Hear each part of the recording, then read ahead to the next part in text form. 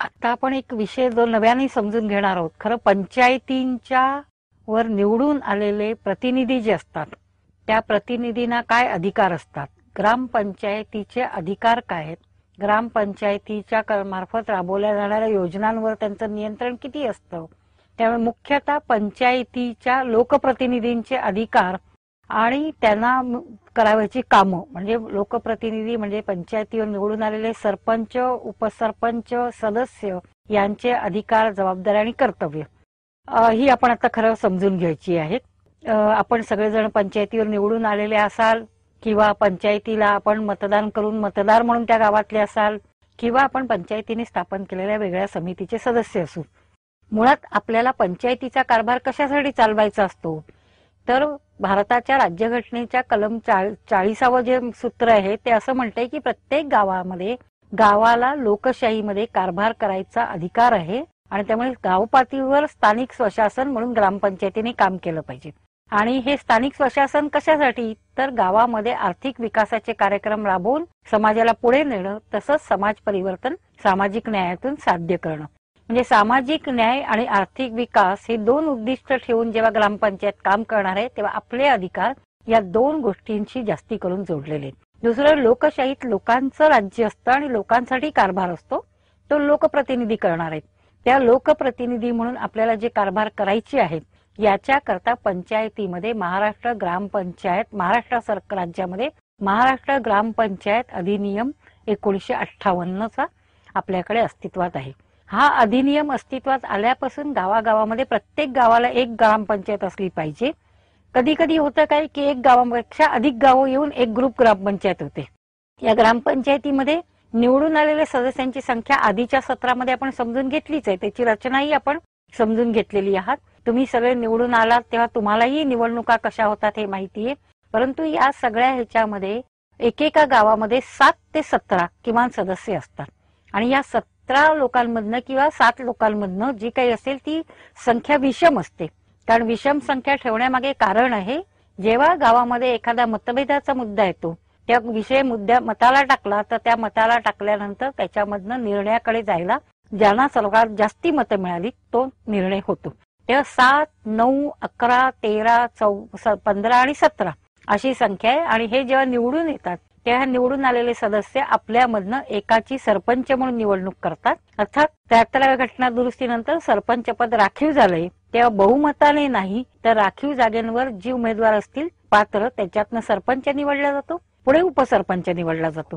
तेव्हा आजच्या आपल्या विषयामध्ये पंचायतीच्या लोकप्रतिनिधींचे अधिकार आणि सरपंच उपसरपंचाचे अधिकार आणि जबाबदाऱ्या, कर्तव्य आपण समजून घेणार आहोत.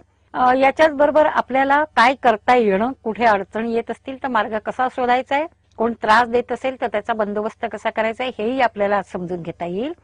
पंचायतीच्या कायद्याचा मगाशी मी उल्लेख केला, 58चा कायदा, यातलं कलम 45 हे आपल्या दृष्टीने महत्वाचं आहे. या 45व्या कलमामध्ये ग्रामपंचायतीने करावायची कामं याची एक यादी दिली आहे आणि या यादीमध्ये जवळपास 78 विषय दिलेले आहेत. याच्यामध्ये या 45व्या कलमामध्ये एक अनुसूची 1 असा उल्लेख केलेला आहे. आपल्याकडे ग्रामपंचायतीचं गावात पुस्तक असतं, ग्रामसेवकाकडे मागितलं तर प्रत्येक पंचायतीमधून आपल्याला हे पुस्तक उपलब्ध होऊ शकतं. आपण हे मुद्दामून वाचलं पाहिजे आणि या पुस्तकामध्ये 45व्या कलमामध्ये एक अनुसूची दिली आहे, त्याच्यामध्ये जे 78 विषय दिले हे विषय बघितले पाहिजेत. हे विषय 12 प्रकारचे विभागणी करता येतील. म्हणजे उदाहरणार्थ शेती संबंधीचे कार्यक्रम एकत्र, पाणी पुरवठ्याच्या संबंधातले एका याच्यामध्ये, आरोग्य आणि शिक्षण याचा एक विषय आहे, त्याच्याबरोबर कृषी किंवा उद्योग आणि कुटीर उद्योग असा एक विषय आहे, त्याचबरोबर सार्वजनिक वाहतूक व्यवस्था आणि दळणवळण, रस्ते आणि दळणवळण हा एक विषय आहे, गावामध्ये पाणी असेल तर पाणलोट क्षेत्र विकासाचा विषय आहे, शेती सुधारणेचा विषय आहे, पशुसंवर्धनाचा विषय आहे किंवा सामाजिक न्यायाचा पण विषय आहे. अशा प्रकारच्या 78 विषयांची ही 12 विभागामध्ये विभागणी केलेली आहे. या 45व्या कलमामध्ये जी ग्रामसूची 1 दिलेली आहे त्याच्यामध्ये जे 78 विषय आहे या 78 विषयांची आपण विभागणी करू शकतो. म्हणजे प्रत्येक लक्षात राहणार नसतील तरी आपल्या गावामध्ये शेती असते, गावामध्ये पशुधन असतं, गावामध्ये आपल्याला आरोग्य सेवा द्यायच्या असतात, गावामध्ये आपल्याला शिक्षण सेवा द्यायच्या असतात, गावामध्ये उद्योग कुटीरोद्योग आणि उद्योग असतात, गावामध्ये जंगल असतं, गावामध्ये पाटबंधारे विभागाचं काम असतं, म्हणजे या प्रकारे शिक्षण असतं. तेव्हा शिक्षण, आरोग्य, कृषी, पशुसंवर्धन, पाणलोट क्षेत्र विकास, पाटबंधारे, सहकार, नंतर एक ग्रामोद्योग, या अशा प्रकारे आणि याच्याच बरोबर सामाजिक न्याय असे वेगवेगळे विषय या 78 विषयामध्ये विभागलेले आहेत. या सर्व प्रश्नांवर गावांमध्ये काम झालं पाहिजे असं ग्रामपंचायतीकडून अपेक्षित आहे. आणि याच्यासाठी वेगवेगळ्या योजना सरकार करतं आणि वेगवेगळे कर ग्रामपंचायतीतल्या नागरिकांकडनं वसूल केले जातात. हे वसूल केलेल्या करातनं जसं कारभार चालतो तसं सरकारकडनं मिळालेली वेगवेगळे अनुदान आहेत, याच्यातनंही कारभार चालतो. याच्याशिवाय आपल्याकडे वेगवेगळ्या सरकारच्या योजना येतात, त्या योजनांचा देखील निधी येतो. ही सगळे कार्यक्रम, राज्य सरकारने दिलेले कार्यक्रम, केंद्र सरकारने सोपवलेले कार्यक्रम, स्वतः पंचायतीने केलेले कार्यक्रम, हे सगळे ग्रामपंचायतीमार्फत राबवले जातात. म्हणजे याच्यामध्ये 2 उद्दिष्ट स्पष्ट असतात, सामाजिक न्यायाचं आणि आर्थिक विकासाचं. 73वी घटना दुरुस्ती 1993 साली झाली, त्यावेळेला पुन्हा या सूची व्यतिरिक्त काही कामं, किंबहुना या सूचीतलीच अनेक कामं आहेत, पण आता ती घटनेने बंधनकारक केलेली आहे.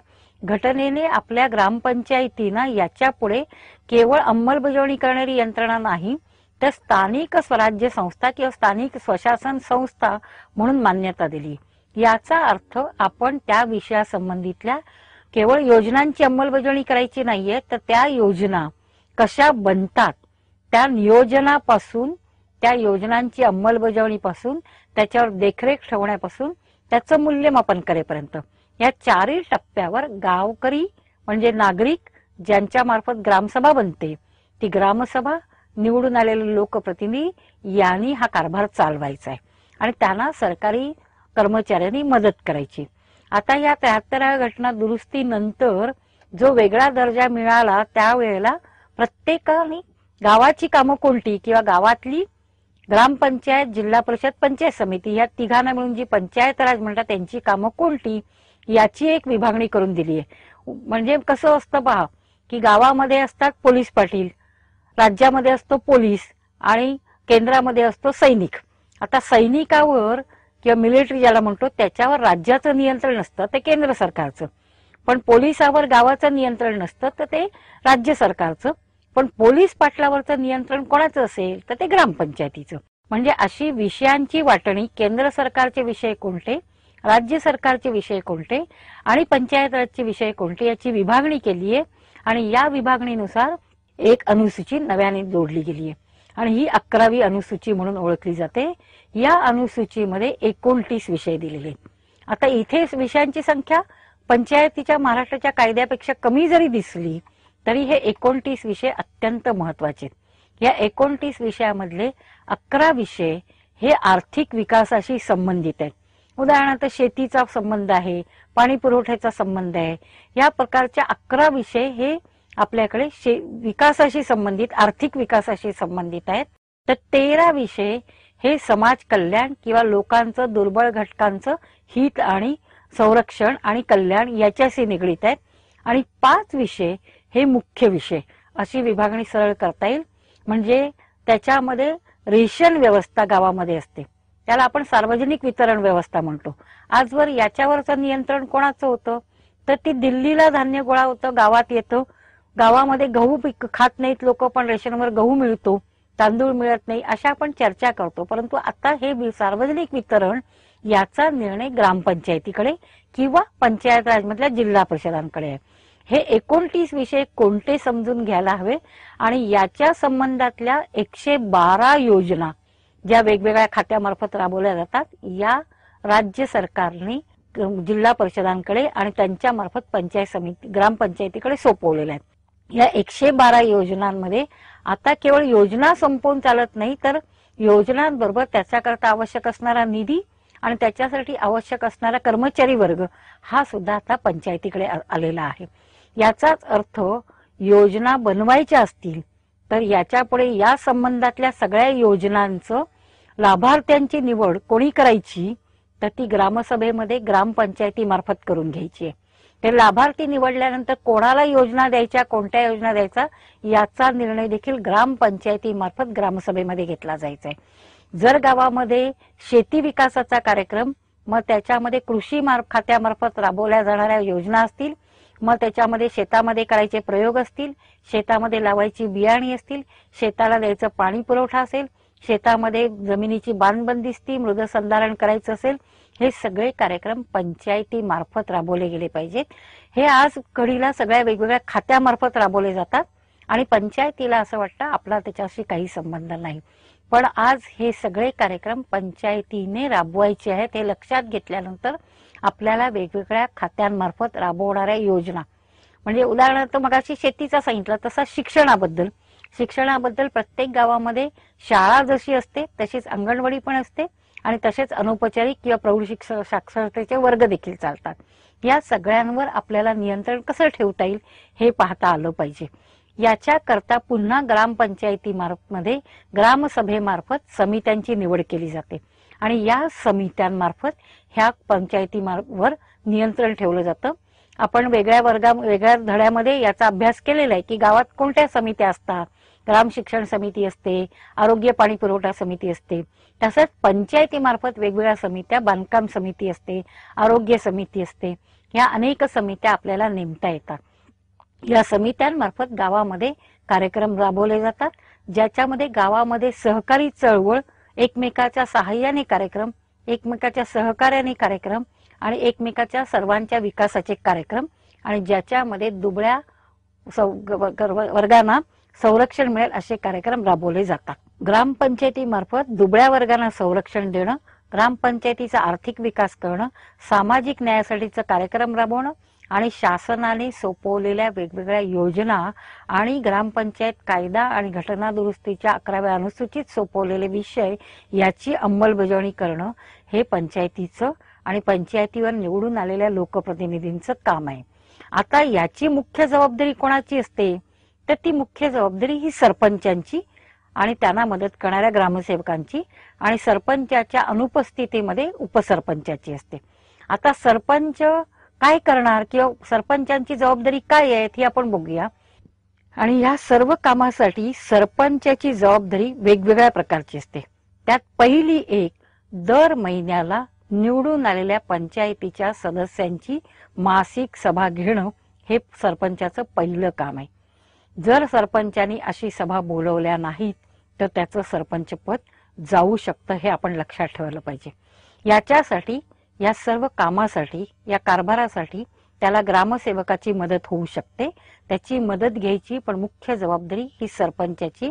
दर महिन्याला निवडून आलेल्या पंचायतीच्या सदस्यांची पंचायतींची सभा घेणं, वर्षातनं 4 वेळा, पूर्वी 6 वेळा होती, आता 4 वेळा किमान सर्व मतदारांची ग्रामसभा घेणं हा दुसरा कार्यक्रम आहे. म्हणजे सभा बोलवणं, त्या सभेसाठी एक वेळ मुदत घेऊन, म्हणजे ग्रामपंचायतीची सभा असेल तर किमान 3 दिवसाची, पूर्ण दिवसाची नोटीस काढली पाहिजे. त्या नोटिसीमध्ये आपल्याला कोणते विषय चर्चेला घ्यायचे त्याचं एक अजेंडा बनवला पाहिजे. तो आधी पंचायतीच्या सर्व सदस्यांना कळवला पाहिजे. त्याच्यामध्ये वेळ, तारीख आणि ठिकाण, बहुधा हे ठिकाण ग्रामपंचायतीचं कार्यालय असतं, या ठिकाणाचं उल्लेख आणि विषय पत्रिका त्याच्यामध्ये दिली पाहिजे. ही मीटिंग त्याने बोलवायला पाहिजे आणि ती मीटिंग ज्या वेळेला तो उपस्थित नसेल त्यावेळेला ती मीटिंग उपसरपंचाने बोलवली पाहिजे. दर महिन्याला ग्रामपंचायतीची सभा घेणं हे सरपंचावर बंधनकारक आहे.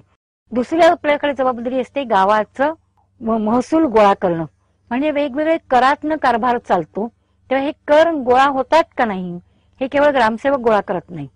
ते कर गोळा होणं आणि त्याचं आर्थिक नियोजन करणं आणि ते खर्च करणं, याच्यासाठी पंचायतीच्या सरपंच आणि ग्रामसेवक या दोघांच्या नावाने बँकेमध्ये खातं असतं.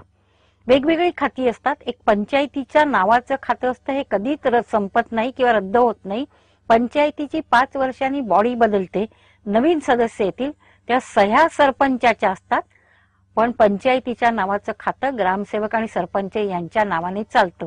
तेव्हा आर्थिक व्यवहाराला हा सरपंच जबाबदार असतो. त्याच्या सहीशिवाय कोणतेही व्यवहार होऊ शकत नाहीत. तेव्हा ही पण त्यांची एक जबाबदारी त्याच्यामध्ये असते.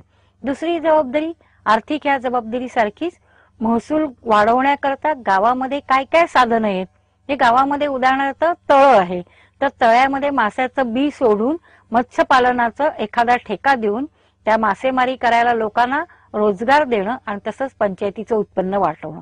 किंवा आठवडा बाजार असतील तर आठवडा बाजारामध्ये वेगवेगळ्या सुविधा देऊन आठवडा बाजारामधनं पंचायतीचं महसूल वाढवणं.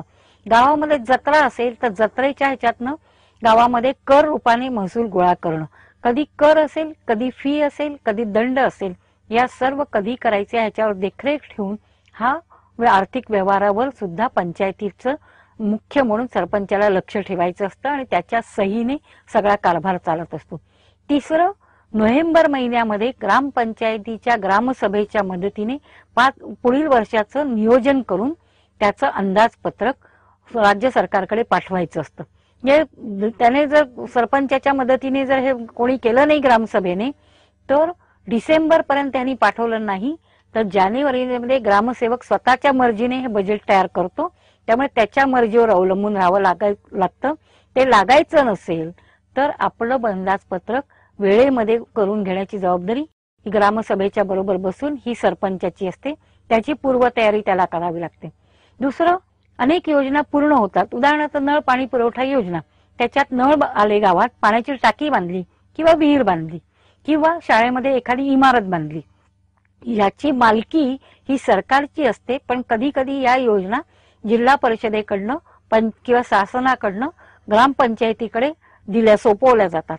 या जेव्हा सोपवल्या जातील तर त्या पंचायतीने घेताना सरपंचाने अगदी व्यवस्थित काटेकोर त्याची काळजी पाहणी करून त्या योग्य रीतीने अंमलात आलेल्या आहेत हे लक्षात घेऊन त्या पंचायतीच्या ताब्यात घ्यायच्या असतात. त्या ताब्यात घेतल्यानंतर त्या पंचायतीच्या मार्फत या योजना सुरळीतपणे चालू राहतील याच्याकरता त्याच्यावर देखरेख ठेवायची असते, त्याची देखभाल करायची असते. अर्थात हे त्याने एकट्याने करायची कामं नसतात, पण मुख्य जबाबदारी ही त्याची राहते. म्हणजे एकीकडे आर्थिक जबाबदारी, दुसरीकडे प्रशासकीय जबाबदारी सभा बोलवण्याची, तिसरीकडे त्याने या प्रकारचं नियोजन करण्याची आणि चौथी देखरेख आणि देखभाल करण्याची ही. आणि याच्याच बरोबर सगळ्यात महत्वाची, गावातल्या सर्व लोकांना निवडून जरी तो आलेला असला काही मतांवर तरी देखील सरपंचाला सर्व गावाला बरोबर घेऊन काम करायचं असेल तर वेगवेगळ्या समित्या स्थापन करायला लागतात आणि या समित्यांमध्ये सर्व सदस्यांना चांगला हिस्सा मिळेल किंवा सर्व सदस्यांना चांगल्या रीतीने सहभाग घेता येईल आणि तसंच गावातल्या सामान्य नागरिकांना त्याच्यामध्ये हिस्सा भागीदारी घेता येईल अशा प्रकारचं नियोजन करावं लागतं. याच्या बऱ्याचशा समित्या ज्या आहेत या समित्याचं अध्यक्षपद देखील पदसिद्ध अध्यक्ष म्हणून सरपंचांकडे येत असतं. तेव्हा आपल्या सभांपलीकडे जाऊन या समित्यांच्या सभा देखील त्याला बोलवाव्या लागत असतात. त्या सरपंचाला या सर्व कामांमध्ये उपसरपंच आणि अन्य सदस्य आणि समिती सदस्य यांची मदत आणि ग्रामसभेचा सहभाग मिळाला तर हा कारभार अधिक चांगल्या पद्धतीने करता येतो. आणि ज्या वेळेला सरपंच तिथे नसतो गाव सभेला उपलब्ध, त्या ही जबाबदारी उपसरपंचाने सरपंच म्हणून पार पाडायची असते. याच्यासाठी सरपंचाची निवड करताना सरपंच गावात राहणारा असला पाहिजे. खूपदा सरपंच गावाच्या बाहेर राहतात, असं असलं की गावच्या कारभारावर लक्ष राहत नाही. रोजगारासाठी रोज बाहेर जाणं, 2-4 दिवसासाठी पाहुणा जाणं हे सहज जमू शकणारी गोष्ट आहे. परंतु महिने जेव्हा सरपंच बाहेर असतात तेव्हा कायद्याने एक घालून दिलेली अट आहे की सरपंचाने गावात दर महासभेला असलं पाहिजे. एवढीच नाही तर गावात राहिलं पाहिजे. जर त्याला बाहेर जायचं असेल तर 6 महिन्याच्या पेक्षा अधिक काळ तो बाहेर राहणार असेल तर पंचायतीची पूर्वपरवानगी घेतली पाहिजे. पूर्वपरवानगीशिवाय जर सरपंचाने 2 ग्रामसभा घेतल्या नाहीत आणि तो गैरहजर राहिला तर त्याचं पद जाऊ शकतं. आता ही सर्व जबाबदाऱ्या कामं झाली. अनेकदा काय होतं की ही कामं करताना लोक अडथळा आणतात किंवा अनेकदा ही कामं करताना कोणीतरी त्रास देतं किंवा कधी कधी सत्तेत असणाऱ्या माणसाला दुसऱ्याला त्रास द्यायचा असतो. आणि मग अशा वेळेला कायद्याची चौकट, ज्याला असं आपण म्हणू संविधानिक अधिकार, पंचायतीला काय काय आहेत हे आपण तपासले पाहिजेत आणि हे लक्षात घेतले पाहिजेत. याच्यामध्ये पंचायतीची ओळख नावाने जशी असते तशी कायद्याच्या दृष्टीने ग्रामपंचायत ही एक कायदेशीर व्यक्ती आहे. याचा अर्थ कायदेशीर व्यक्ती आहे म्हणून व्यक्तीचा दर्जा मिळतो. त्या कोणतीही व्यक्ती कोर्टामध्ये कोणाही विरुद्ध दावा करू शकते किंवा कोणीही व्यक्ती एखाद्या व्यक्तीविरुद्ध दावा करू शकतो, गुन्हे दाखल करू शकतो.